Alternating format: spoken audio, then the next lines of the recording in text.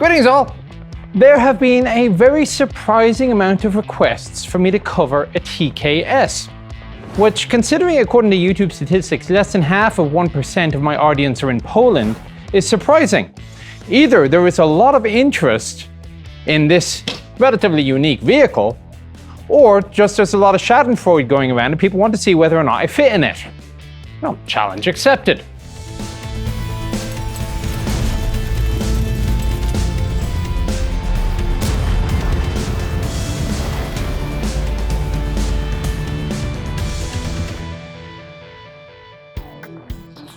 I have come to Pennsylvania. I'm a little bit east of Gettysburg. This is the Wheels of Liberty collection. I am going to be up front because it is well known there are not very many TKSs still out and about.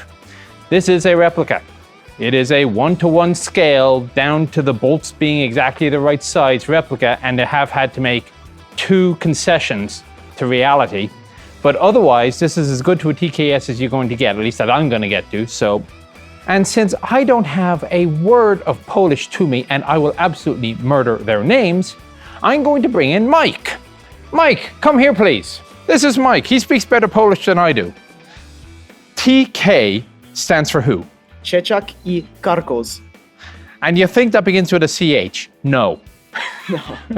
What is it? TRZ? TRZ, yep. Thank you. Go away.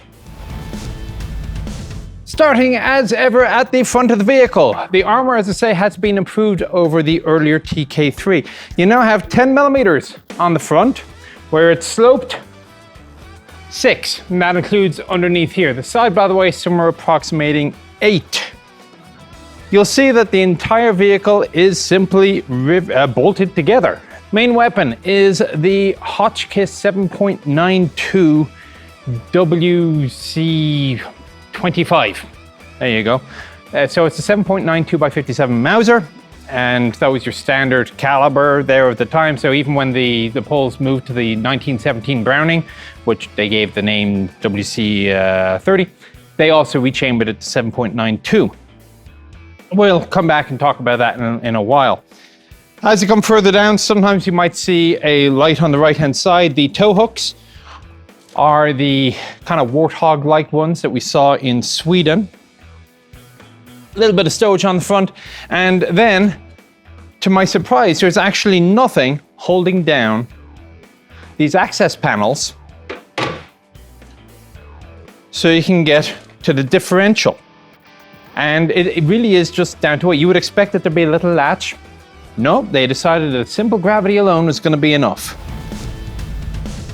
Now, when you first open up the front panels, you're astounded as to just how simple this is. Because ordinarily you expect to see steering systems, big brake drums and all that. And no, you don't actually.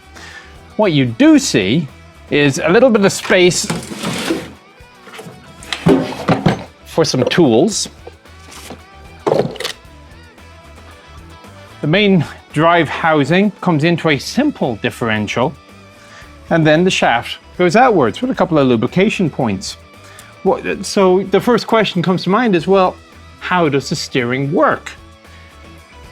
Well, what you can see down here are the two shafts which come off the steering wheel. And it's a bit like a French vehicle that the steering wheel, all it does is the same thing as tiller, it's just a different manner. When you steer, you apply pressure to the brake fluid.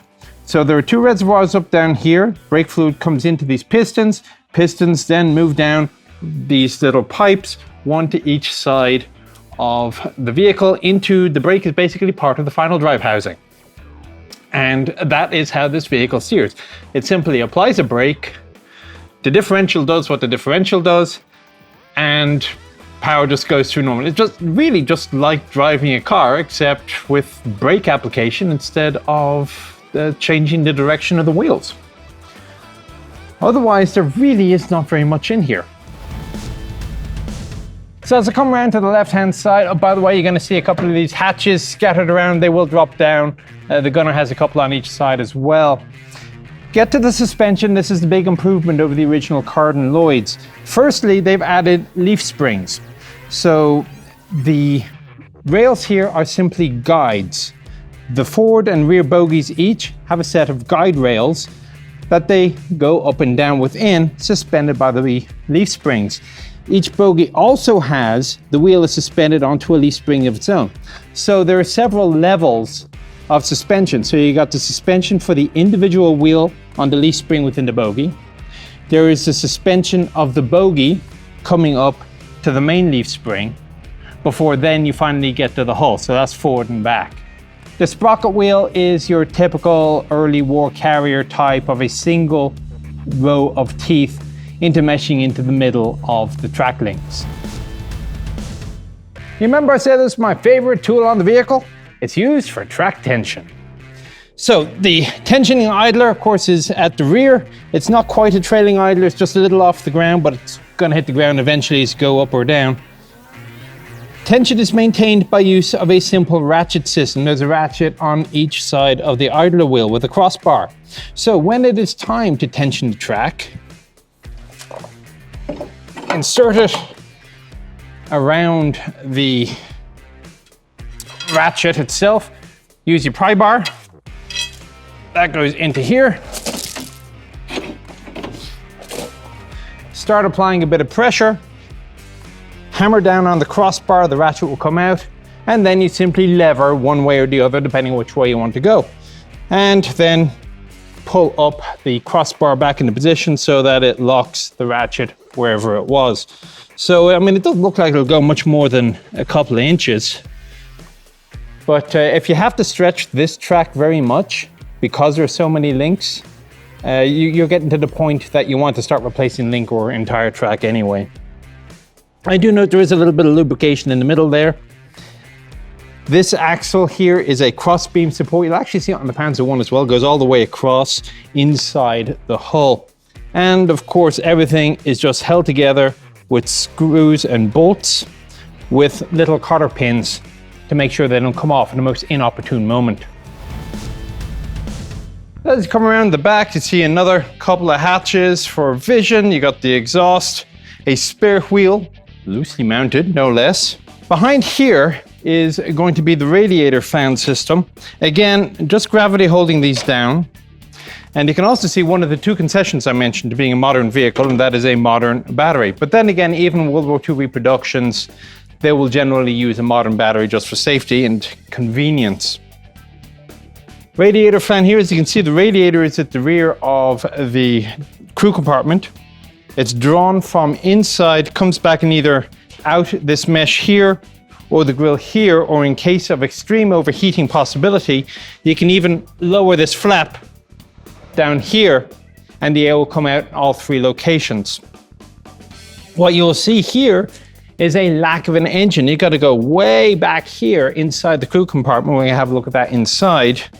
And the other thing you'll see is a cutout. They've left the ceiling here, but this should be a cutout for an external hand crank should you wish to crank start the engine instead of using an electrical starter. Finally, as we come around to the right hand side, you have an external mount for a machine gun should you wish to use one either in the anti-air roll, or should somebody be particularly brave, perhaps they could shoot it from behind the cover of the TKS instead of from within it. Up top, externally, you have your rotating periscope. There are mounts here for, some say signal flag. You can use them certainly to throw signal flags up the top. I believe you can also fit a searchlight or spotlight in here should you so desire. The hatches, the commander side is unfortunately a little bit smaller because of the fixed periscope panel to the front. So a little bit stuts forward that way. There's a double hinged flap to the rear. It's still plenty big enough, mind. So now the moment you've all been waiting for. Chieftain climbs into a TKS. Or maybe steps in is the better term, we'll see.